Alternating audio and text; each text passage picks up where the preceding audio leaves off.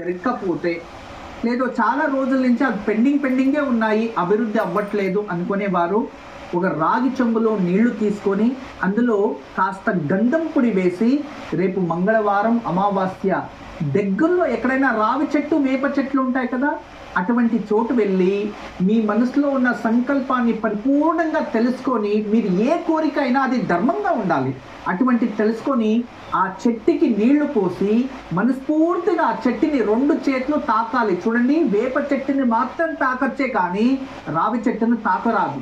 అందుకు వేప చెట్టుని అలా 2 చేతుల్లో పట్టుకొని మీ మనసులో ఉన్న సంకల్పాన్ని చెప్పి, అమ్మా ప్రకృతి మాత నేను అనుకోంది జరగాలి తల్లి అనుకొని ఇంటికి వచ్చి ఖచ్చితంగా అది జరిగే తీరుతుంది.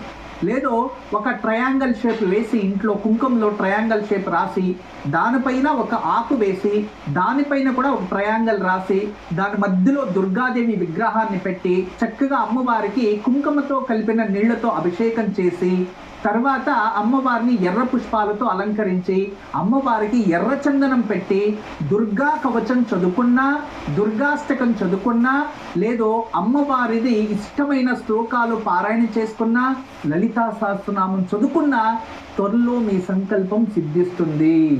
గురుజీ, మరిన్ని విశేషాలు తెలియజేసే ముందు కార్యక్రమంలో మరో విరామం.